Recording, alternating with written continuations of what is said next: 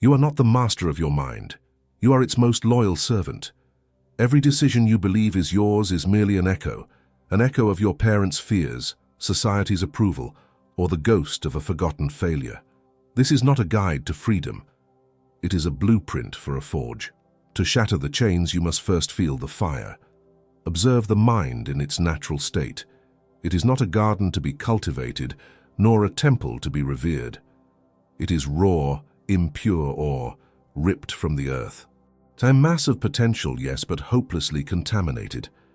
Within this primitive material lies veins of ambition and intellect, but they are choked and compromised by slag, the useless impurities of our inherited condition. What is this slag? It is sentimentality, that sweet poison that insists you show mercy to an enemy who is merely waiting for the strength to strike you down. It is the craving for validation, the pathetic need for the approval of a crowd that would celebrate your crucifixion tomorrow if it were entertaining. It is the fear of isolation, the primal terror of being disliked, which forces you to blunt your edges, soften your convictions, and ultimately surrender your purpose to the committee of public opinion. This ore is brittle. It fractures under the slightest pressure. An unexpected criticism, a minor failure, a shift in the political winds, and the entire structure cracks. It is malleable, but only in the hands of others. Society, with its relentless pressures, hammers you into a shape that serves its purpose, not your own. Your education, your culture, your morality, they are the tools used by others to shape you into a predictable, manageable, and ultimately exploitable component. You are taught to believe in fairness in a world governed by leverage. You are instructed to be humble in a world that rewards audacious displays of power. You are told that virtue is its own reward, a convenient philosophy for those who intend to seize all the other rewards for themselves. This is the condition of the unforged mind. It is a slave that believes it is a king, locked in a dungeon of its own noble intentions. It is a weapon that cannot hold an edge, destined to shatter on the first shield it strikes. And in the grand unforgiving theater of power, it is utterly, hopelessly useless. But there is another path, a philosophy not of comfort, but of creation. Here, we do not consult priests or moralists. We consult the master blacksmith, the philosopher of the will, Niccolo Machiavelli. He looked upon this raw material of the human spirit, not with despair, but with a cold, calculating eye. He understood that to create something of value, something strong, sharp, and enduring, the process must be violent, it must be deliberate, and it must begin not with the hammer, but with a design. Before you light the fire, before you strike a single blow, you must ask the fundamental question: what is this weapon for? What is its singular, unyielding purpose? Without a clear, defined objective, the entire process is meaningless. The pain of the forge is just pain. The hammering is just brutality. But with a design, the conquest of an industry, the accumulation of a legacy, the establishment of a new order, every ounce of suffering becomes a calculated step in the alchemical process of transformation. Your grand objective is the blueprint.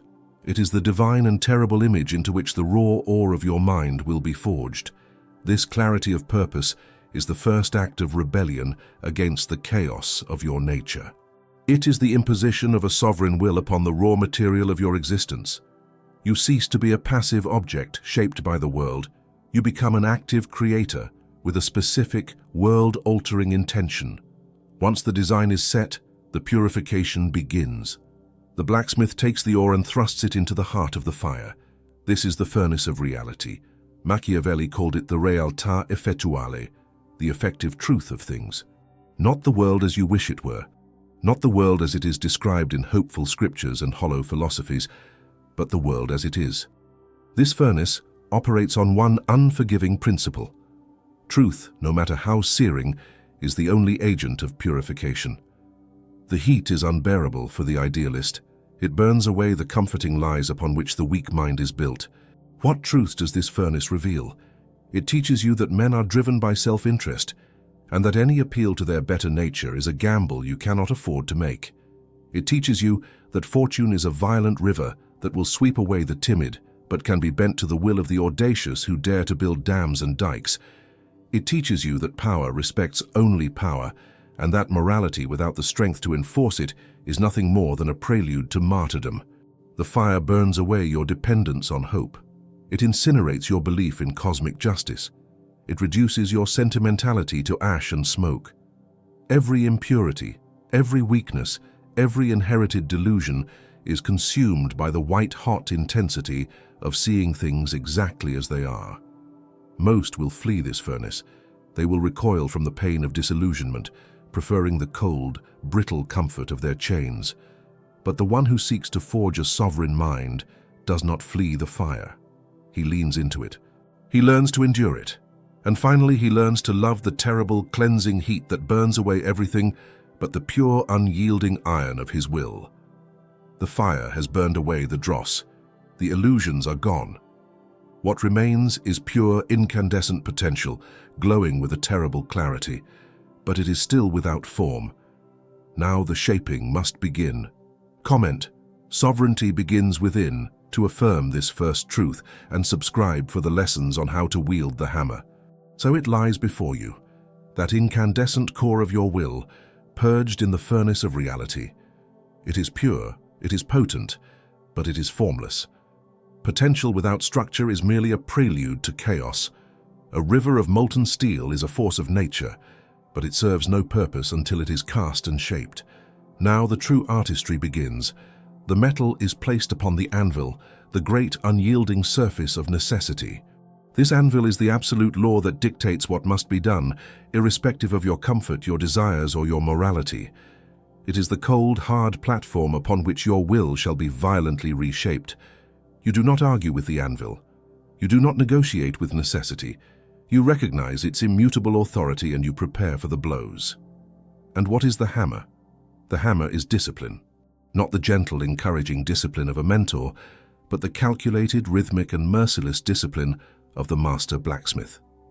This is where you begin to apply what Machiavelli understood as the economy of cruelty, but you apply it not to a conquered populace, but to the treacherous territories of your own mind. A prince who is hesitant to be cruel when necessary will preside over prolonged disorder, bloodshed, and the eventual collapse of his state. So too, the mind that hesitates to be cruel to its own weaknesses will suffer a lifetime of internal chaos, paralysis, and failure. The blows of this hammer are not acts of self-hatred. They are acts of supreme self-mastery. They are surgical strikes of violence, inflicted once and with overwhelming force, to prevent the chronic disease of indecision. The first blow is aimed at the heart of procrastination. This is the seductive voice that whispers of tomorrow, the treasonous courtier that counsels rest when the citadel is under siege. The forged mind does not reason with this voice. It does not bargain for a few more hours of ease. It identifies the required action and annihilates the impulse for delay with immediate, brutal momentum. The task you dread most is the one you perform first, with a ferocity that shocks your weaker self into submission. This is a swift, sharp cruelty that brings about a greater peace, the peace of a kingdom free from the nagging insurrection of undone duties. The second blow falls upon sentimental attachment. You are attached to old ideas, past glories, and foolish loyalties that no longer serve your grand design. These are fortresses occupied by the enemy within your own lands. The unforged mind hesitates to tear them down, clinging to the comfort of the familiar. But the blacksmith of the will understands that you cannot build a new empire upon compromised foundations. He brings the hammer down. The idea that has proven false is not revised, it is obliterated. The loyalty that has been betrayed is not mourned, it is excised like a tumor. The past failure is not lamented, it is dissected for its strategic lessons, and then its emotional corpse is discarded. Each blow severs an emotional chain, freeing up vital territory within the psyche for the new construction to begin. The third and most difficult blow is reserved for your fear of judgment. This is the deepest impurity, the one that whispers that every action is being watched and weighed by a jury of your peers, your rivals, your ancestors. The hammer of discipline shatters this illusion. It instills the profound, liberating truth that there is no jury. There is only the arena. There are other combatants, and there is the reality of victory or defeat. The opinions of the spectators in the stands are meaningless noise. The forged will learns to act in the silent cathedral of its own counsel, guided by the singular light of its objective. It becomes deaf to both applause and condemnation, listening only to the cold, clear logic of efficacy. This hammering is the demolition phase, but you do not clear a site merely to leave it barren. As Machiavelli instructs a new prince who has seized a state, you must immediately destroy the old unreliable foundations and construct your own, or you will not hold power for long. Your mind, as you have inherited it, is built upon the weak foundations of societal conditioning. You must become the architect of a new internal citadel, built upon axioms of granite. The first new foundation is this: efficacy is the only metric of morality. An action is not good or bad based on abstract principles. It is effective or ineffective in relation to your design. An act of what the world calls kindness might be a catastrophic strategic blunder. An act of what the world calls ruthlessness might be the very maneuver that secures your legacy for a generation. You must purge your decision-making process of all other considerations. Does this action advance the design? This is the only question the sovereign mind permits itself to ask. The second foundation: sentiment is a strategic liability. Emotions are data, nothing more. Fear signals a potential threat to be analyzed. Anger indicates a boundary has been crossed. Joy reveals a vulnerability to be guarded. You learn to observe these internal weather patterns without becoming the storm. To act from a place of emotional turmoil is to hand the steering of your ship to a drunken madman. The forged will consults emotion as a scout, but never allows it into the war council. The final command is always given by the cold, dispassionate strategist within. The third foundation: control is the only true security. The world is a theater of chaos, driven by the unpredictable currents of fortune.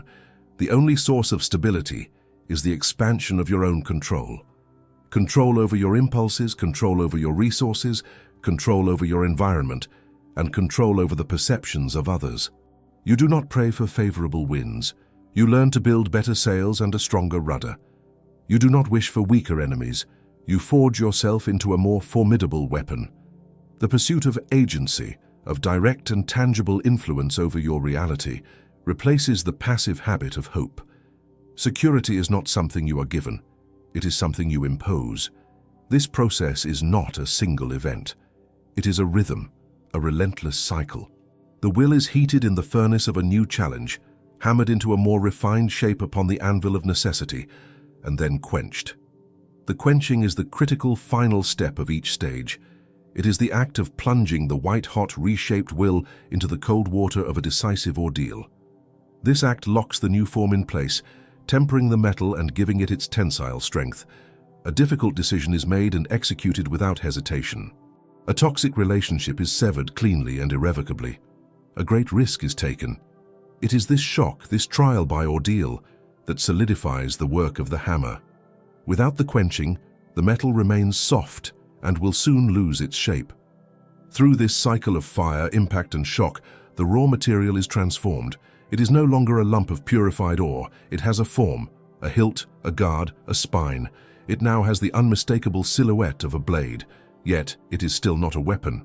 It is a perfectly shaped piece of steel, but it cannot cut. It lacks the final, most crucial element. It lacks an edge. Behold the product of the forge.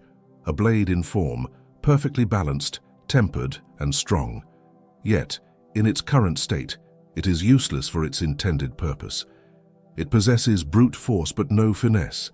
It can batter and break, but it cannot cut. An edge is not a function of strength, but of subtlety. It is the finest, most precise application of power, where the minimum of effort achieves the maximum effect. The creation of this edge is not achieved through the violent blows of the hammer, but through a patient, deliberate, and deeply intellectual process of grinding and honing. This is the stage where raw power is transformed into lethal sophistication. This is the art of perception. The first honing stone is the mastery of the mask. Machiavelli observed that a prince must not necessarily have all the virtuous qualities, but he must absolutely appear to have them. Men in general judge more by the eyes than by the hands. Everyone sees what you appear to be, few feel what you really are. This is not a lesson in simple hypocrisy. It is the ultimate strategic doctrine for navigating a world that judges on surfaces. The sovereign mind applies this principle first and foremost to itself, in an act of what can only be called strategic dissimulation. It learns to sever the connection between internal state and external expression. The blade must be sheathed until the moment it must strike. When you feel rage, a consuming fire born of betrayal or incompetence, the unforged mind allows it to erupt. It displays its fury, telegraphing its intentions and sacrificing its strategic advantage for a moment of emotional release. The honed mind, however, becomes a mask of absolute serenity. It projects an unnerving calm, a placid surface that conceals the turbulent depths. This performance is not for the benefit of the enemy alone. It is an internal discipline that prevents the fire of rage from warping the cold, precise logic of the strategist within. It allows you to watch your adversary, who, believing you to be placid, will reveal his own hand, his own weaknesses, his own fears. The mask of tranquility becomes your most effective intelligence-gathering tool. When you are plotting a decisive, world-altering move, an act of audacious ambition, the common mind broadcasts its excitement. It seeks confederates too early. It hints at its grand designs, intoxicated by the vision of its own future glory. The honed mind, in contrast, adopts the mask of contented mediocrity.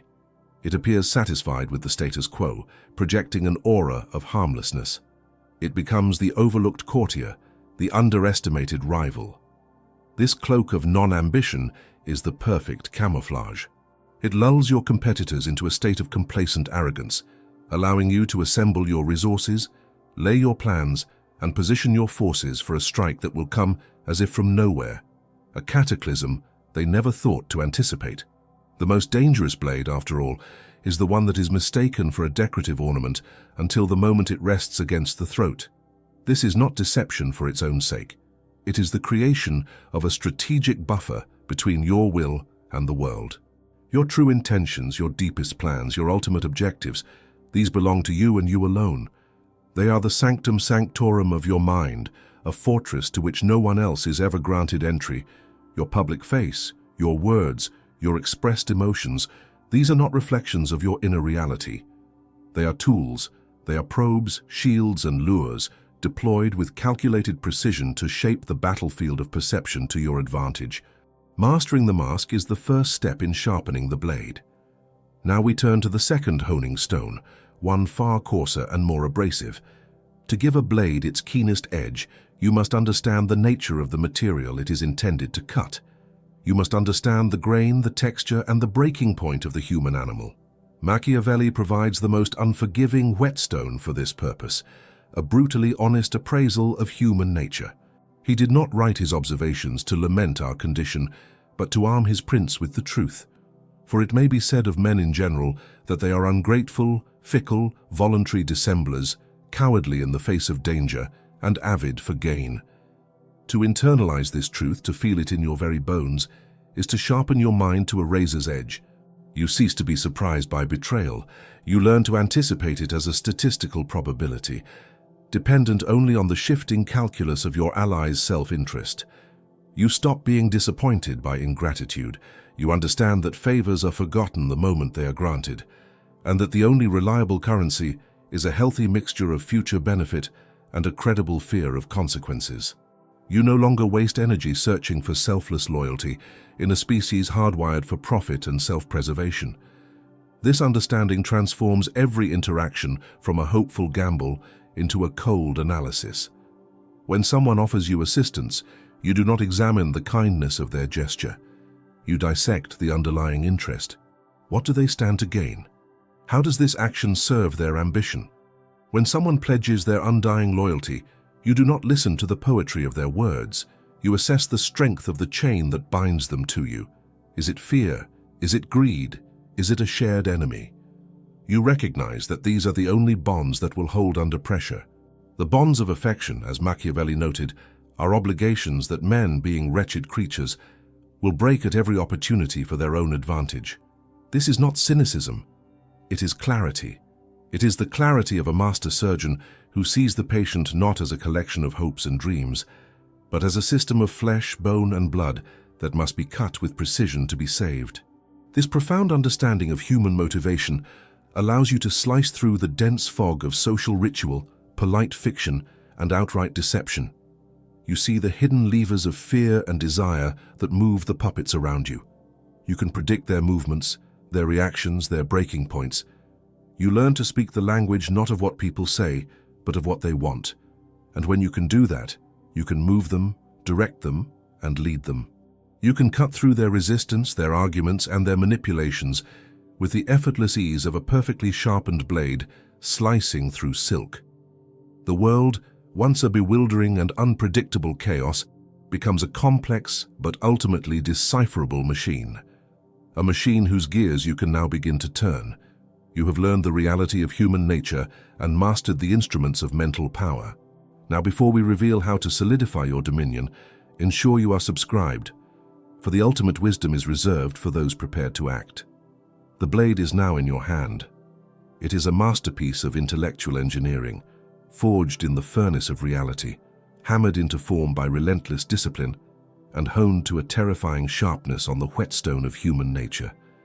But a weapon, no matter how perfect, is an inert object until it is wielded.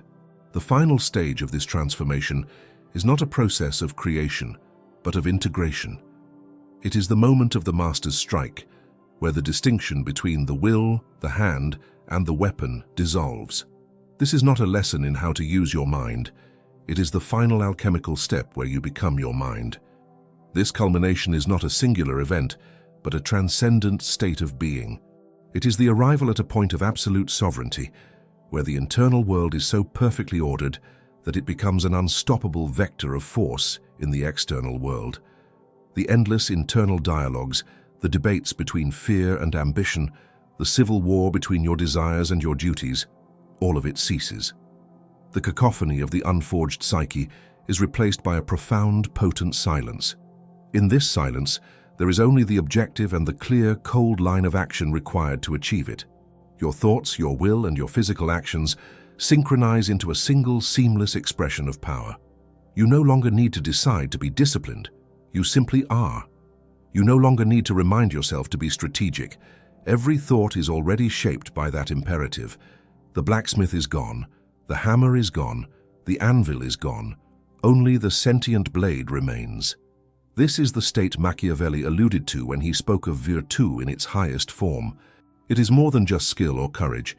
It is the capacity to impose one's will upon the fabric of reality, to bend the river of fortune to a new course. The master's strike is the manifestation of this state. It is the decisive action, taken at the perfect confluence of opportunity and preparation. It is not a reckless gamble.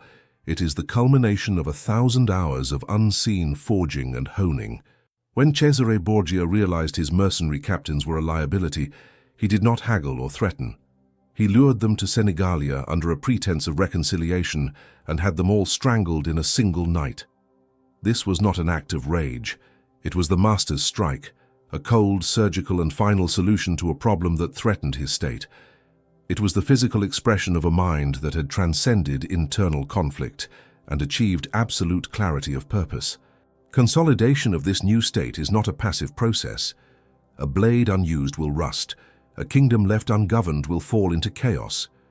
The sovereign mind understands that mastery is not a destination. It is a dynamic condition that must be actively maintained through constant application. The purpose of forging this magnificent internal weapon is not for it to be admired in its scabbard. Its purpose is to carve a new reality. You must immediately direct this integrated power outward toward a monumental objective. Whether your arena is business, politics, art, or science, you now apply your will with the same focused intensity you once applied to your own transformation. You begin to build. You do not simply act, you construct systems. You establish your own institutions in the world, just as you did within your mind. You create processes that reward efficacy and punish sentimentality. You build alliances based on mutual interest, not fragile affection. You establish a reputation, a public mask so carefully crafted that it becomes its own form of power, intimidating rivals and inspiring loyalty in your subordinates. As Machiavelli advised, injuries should be inflicted all at once so they are less resented, while benefits should be distributed little by little so they are better appreciated. Your every action becomes a calculated move to reinforce the foundations of your power, to expand your control, to solidify your legacy. The mind forged in fire now becomes a forge for the world, hammering its environment into alignment with its grand design. Action is the whetstone that keeps the blade from dulling. The constant struggle against external chaos is what maintains the perfection of your internal order. This brings us to the ultimate philosophical conclusion. The world will forever attempt to bend you, to soften you, to dissolve your will into the great undifferentiated mass of mediocrity. It will offer you the seductive comforts of conformity and the warm embrace of popular delusion. It will punish your audacity and resent your clarity. The vast majority of humanity is made of soft, pliable materials, wood that rots, clay that cracks. They will break under the relentless pressure of reality. But the one who voluntarily enters the furnace, who endures the hammer's blow, who patiently grinds their perception to a razor's edge, they do not merely forge a mind. They transmute the very substance of their soul. They forge it into a higher material, a Damascus steel of the spirit, layered with experience, resilience, and an unyielding core of purpose. This is a will that cannot be broken, a clarity that cannot be clouded, a force that obeys only its own internal law. True power, then, is not found in a crown, a title, or a hoard of gold. These are merely the external symbols, the fleeting rewards. The ultimate throne is the one built inside your own skull. To possess a mind that serves no master but you, this is the only sovereignty that is real, the only kingdom that is truly unconquerable. For the man who is his own master cannot truly be enslaved by anyone. He walks through the world not as a subject of fortune, but as a co-creator of fate. This is the final, terrifying, and liberating truth of the prince. The greatest empire you will ever build is the one within.